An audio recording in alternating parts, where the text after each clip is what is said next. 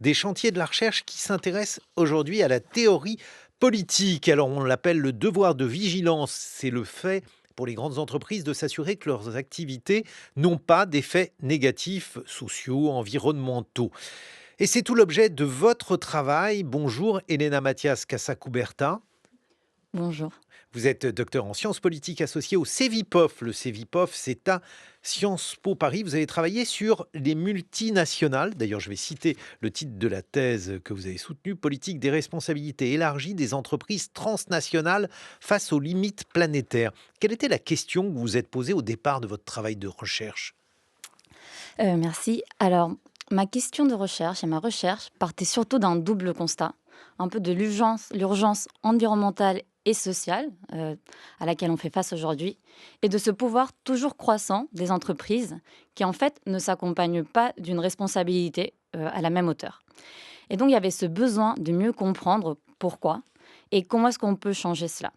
Et pour cela, les entreprises multinationales, en fait, elles ont une structure juridique très particulière avec ces réseaux de sociétés commerciales. Et donc, je voulais bien cerner quel était leur rôle dans la société, comment elles fonctionnaient, pour pouvoir en faire un moteur de la transition, étant donné les énormes ressources qu'elles ont. Et donc, la question de recherche qui un peu euh, concentrait tout ça, c'était quelle était la responsabilisation légitime et juste pour elles, et ensuite comment la rendre efficace pour qu'il y ait un vrai changement qui advienne.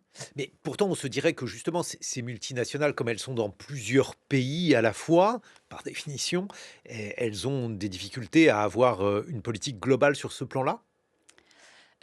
Oui, après aussi, ce que j'avais découvert pendant ma recherche, c'est que justement les États ont un rôle, dans cela. Parce que, par exemple, l'Allemagne va avoir plus tendance à dire, bah, si une entreprise est filiale, bon, si une société commerciale est filiale d'une autre, même s'elle est dans un autre pays, vous avez, en tant que société mère, la possibilité d'avoir un certain contrôle, sur ce qui se passe.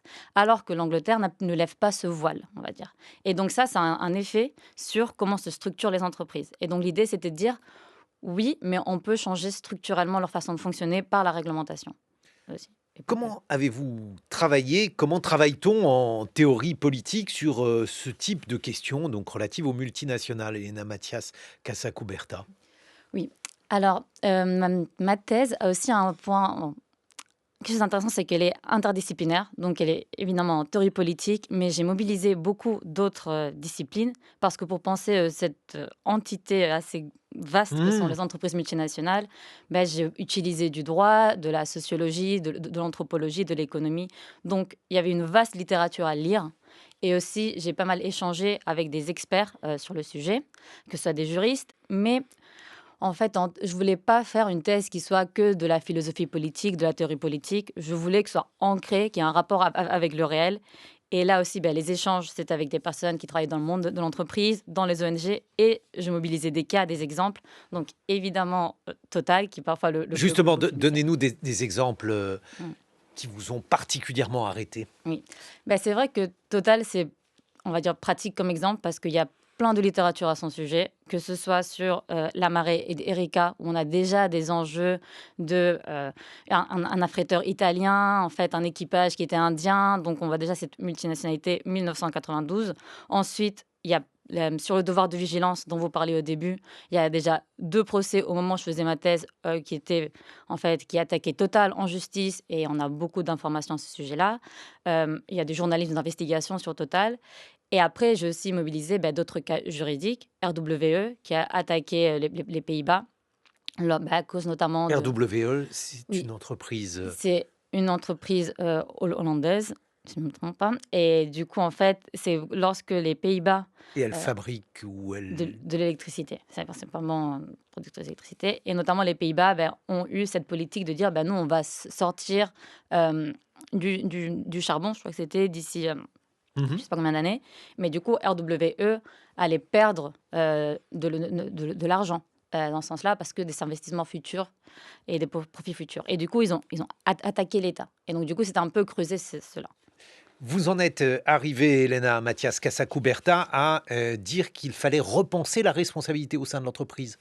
Oui, au sein de l'entreprise, et la responsabilité de l'entreprise aussi. Donc, il y avait un peu cette double fonction.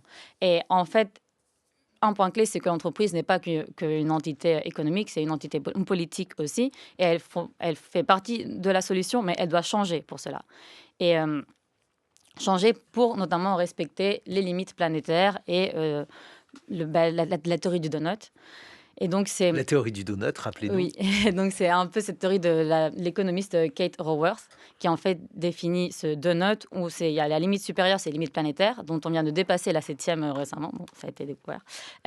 Et ensuite, il y a les ODD, un peu les besoins fondamentaux comme plancher social. Qu'est-ce qui vous reste encore à faire? Encore à faire, Ben. En fait, un des obstacles principaux, c'était le problème des représentations et des récits qu'on a autour du monde des affaires. On voit la durabilité comme un coût et notamment la comptabilité, on ne mesure pas ce qui compte vraiment. Et en fait, il faut s'apercevoir que avec cette instabilité, on a besoin de repenser les risques et de les prendre en compte.